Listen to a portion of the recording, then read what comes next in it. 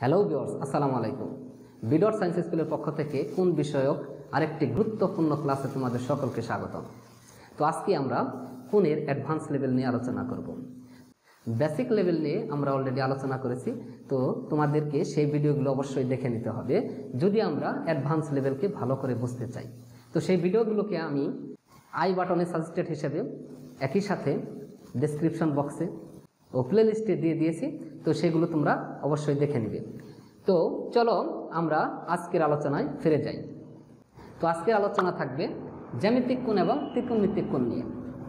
তো এই দুই ধরনের কোণের মধ্যে কিছু ডিফারেন্স রয়েছে, সেই ডিফারেন্সগুলো আমরা খুব ভালোভাবে তুলে ধরার চেষ্টা করব। তো ভিডিওটা তোমরা স্কিপ করে না দিয়ে খুব ভালোভাবে দেখার চেষ্টা করো, তাহলে অবশ্যই শেষে অনেক কিছু জানতে পারবে। আর তোমাদের কাছে একটা অনুরোধ, আমার চ্যানেলটি যারা এখনও সাবস্ক্রাইব করা নাই তারা অবশ্যই এখনই সাবস্ক্রাইব করে নেবে এবং পাশে থাকা বেল বাটনটিতে চাপ দিয়ে রাখবে, যাতে করে সকল ভিডিও তোমাদের কাছে সবার আগে পৌঁছে যায়। আর যারা অলরেডি সাবস্ক্রাইব করেছো তাদেরকে ধন্যবাদ। তো চলো শুরু করি। আমরা প্রথমে জেনে নেব জ্যামিতিক কোণ এবং ত্রিকোণমিতিক কোণ কি। তো জ্যামিতিক কোণে দুইটা রশ্মি যখন একটা বিন্দু থেকে নির্গত হয় অথবা কোনো একটা বিন্দুতে এসে মিলিত হয়, তখন সেই মিলিত বিন্দুতে কোণ উৎপন্ন হয়। বিষয়টা আমি আগের ভিডিওতে ক্লিয়ার করেছি, তোমরা সেখান থেকে দেখে নিবে। তো আমরা একটা চিত্রের মাধ্যমে বোঝানোর চেষ্টা করছি। যেমন এই একটা বিন্দু, এই বিন্দু থেকে এই দুইটা রশ্মি চলে গেল, নির্গত হলো। তাহলে এই যে বিন্দু, এই বিন্দুতে যে একটা ফাঁকা জায়গা দুইটা রশ্মির মাঝে, এটি হচ্ছে কোণ, আর এটাকে বলে জ্যামিতিক কোণ। আর জ্যামিতিক কোণের মধ্যে এই যে রশ্মিগুলো, এই রশ্মিগুলো যে অবস্থান এটা স্থির থাকবে, অর্থাৎ এটা কখনোই পরিবর্তন ঘটবে না, স্থির থাকবে। তো এটা হচ্ছে কোণ।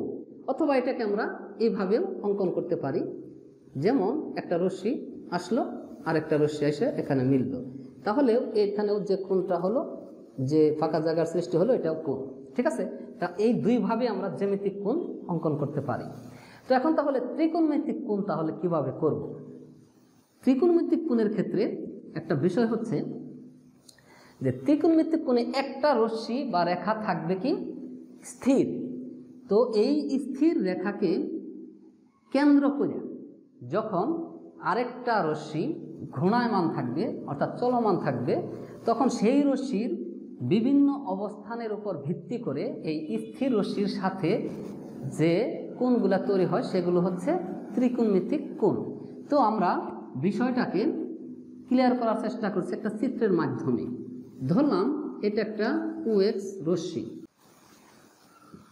স্থির রশ্মি, এটা স্থির, এটা কখনোই কোনো পরিবর্তন ঘটবে না, জায়গার পরিবর্তন করবে না। কিন্তু আরেকটা আমরা রশ্মি অঙ্কন করলাম, এটা হচ্ছে ধরলাম এ। তো এই রশ্মিটা হচ্ছে চলমান, ঘূর্ণায়মান, চলতেছে আমাদের এই যে এই পথে এটা চলতেছে। তো কিভাবে ধরলাম, এটা এক সময় ঘুরতে ঘুরতে এই বিন্দুতে যাবে, অর্থাৎ তখন হবে ধরে নিলাম এটা A1, আবার যখন এই বিন্দুতে যাবে তখন হবে A2, এটা যখন এই বিন্দুতে যাবে তখন হবে A3, এটা যখন এই বিন্দুতে যাবে তখন হবে A4, এটা যখন এই বিন্দুতে যাবে তখন হবে A5। তো একই রশ্মি এভাবে এই পথে ঘুরছে। তো ঘোরার কারণে তাদের কোণের কিন্তু পরিবর্তন ঘটছে। এক এক জায়গায় কোণের মানটা এক এক রকম, কারণ এই রশ্মিটা হচ্ছে স্থির।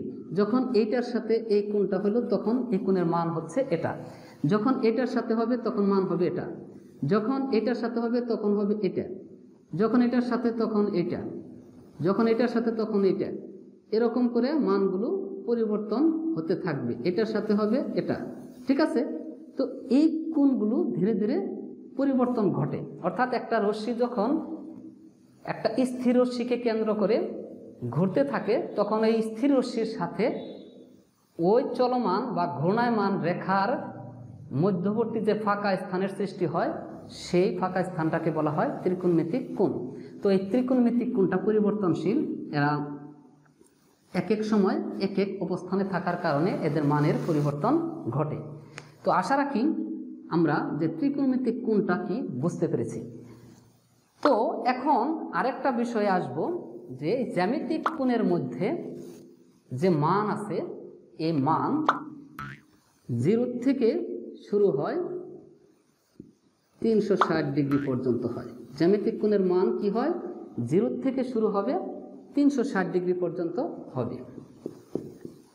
তো 0 ডিগ্রি কোণের কোনো অস্তিত্ব জ্যামিতিক কোণের মধ্যে নেই। এই 0 ডিগ্রি কোণ নেই, অস্তিত্ব পাওয়া যায় না। তো আর এইটার মান হবে কি রকম? তো এটার মান হবে 0 ডিগ্রি থেকে শুরু হবে সীমাহীন। 0 ডিগ্রি থেকে শুরু হবে ঠিকই, কিন্তু তার মান হবে সীমাহীন। এটা যত ঘুরবে তার মান তত বাড়তে থাকবে। একবার যদি ঘুরে আসে তাহলে হবে 360 ডিগ্রি, দুইবার ঘুরলে 360 ডিগ্রিকে যদি আমরা গুণ করি তাহলে হবে 720 ডিগ্রি। এরকম করে বাড়তেই থাকবে, অসীম পর্যন্ত এটা চলতে থাকবে। ঠিক আছে? তো তাহলে এর মান আবার কি আছে? এর একটা 0 ডিগ্রি মান আছে।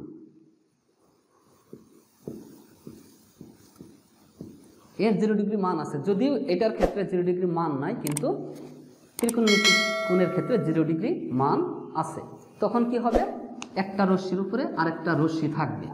ঠিক আছে? ঘূর্ণায়মান রশ্মিটা যখন ওই স্থির রশ্মির উপরে অবস্থান করে তখন তার মান হয় 0 ডিগ্রি। যেমন এটা যদি স্থির রশ্মি হয় তাহলে আরেকটা রশ্মি যদি ঘূর্ণায়মান থাকে সেটা যদি এই স্থির রশ্মির উপরে অবস্থান করে তখন তার মান হয় 0 ডিগ্রি। ক্লিয়ার? তো এখন যেহেতু এটার 0 ডিগ্রি মান আছে আর এটার ক্ষেত্রে কোনো 0 ডিগ্রি মান নাই, আরেকটা বিষয় আমাদের ক্লিয়ার করতে হবে যে জ্যামিতিক কোণ কখনো ঋণাত্মক হবে না। জ্যামিতিক কোণ সব সময় কেমন হয়? ধনাত্মক। জ্যামিতিক কোণ হয় ধনাত্মক, আর ত্রিকোণমিতিক কোণ ধনাত্মক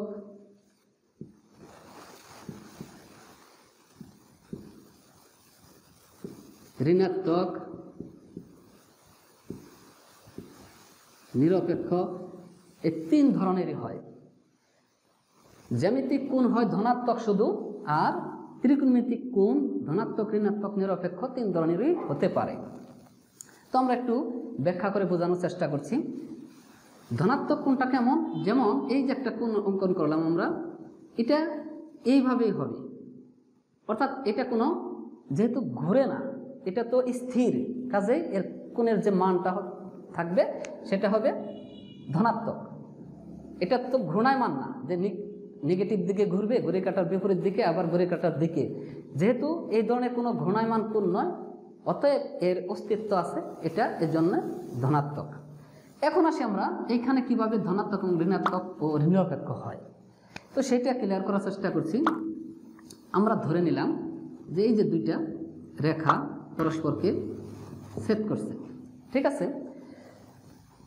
এখন এই যে আমাদের এটা হচ্ছে স্থির রশ্মি ধরে নিলাম, এটাকে ধরলাম, এটা ও, এটা এক্স ধরলাম, আর এটা এক্স ডট ধরলাম। তাহলে এই যে এইটুক হচ্ছে স্থির, এটাকে কেন্দ্র করে আমাদের ধনাত্মক ঋণাত্মক নিরপেক্ষ এটা চিন্তা করব। যখন আর এটা হচ্ছে আমরা ধরে নিলাম ওয়াই ডট, তো এই দিকে হচ্ছে ধনাত্মক, এদিকে কি ধনাত্মক, এটা এক্সের জন্য, আর ওয়াইয়ের জন্য এদিকে ধনাত্মক, আর এক্সের জন্য এদিকে ঋণাত্মক, এদিকে ধনাত্মক। ঠিক আছে? আর এটা ধনাত্মক ওয়াইয়ের জন্য, আর এটা ওয়াইয়ের জন্য ঋণাত্মক। তো যখন তাহলে এক্সের ধনাত্মক এটা এইদিকে, আর এক্সের ঋণাত্মক এইদিকে, ওয়াইয়ের ধনাত্মক এইদিকে, ওয়াইয়ের ঋণাত্মক এইদিকে। যখন একটা রশ্মি ধরলাম, এটা একটা রশ্মি, এই রশ্মিটা এই দিকে ঘুরবে, ঘড়ির কাঁটার বিপরীত দিকে ঘুরবে, তখন হবে ধনাত্মক। অর্থাৎ ঘড়ির কাঁটা কোন দিকে ঘুরে? ঘড়ির কাঁটা সবসময় এই দিকে ঘুরে, এইভাবে ঘুরে। আর যখন এই কোণটার যে ঘূর্ণায়মান রশ্মিটা আছে সেই রশ্মিটা তার বিপরীত দিকে ঘুরবে, তখন হবে ধনাত্মক কোণ। আবার যখন ঘড়ির কাঁটার দিকে ঘুরবে, অর্থাৎ ঘড়ির কাঁটার দিকে ঘুরবে, তখন কি হবে? ঋণাত্মক কোণ। ঠিক আছে, তাহলে ধনাত্মক এবং ঋণাত্মক কখন হয় আমরা বুঝতে পারলাম। আবার নিরপেক্ষ তাহলে কখন? যখন এই কোণের মান এই স্থির রশ্মির বরাবর হবে এই ঘূর্ণায়মান রশ্মিটা, তখন যে কোণটা উৎপন্ন হবে সেটা হবে 0 ডিগ্রি।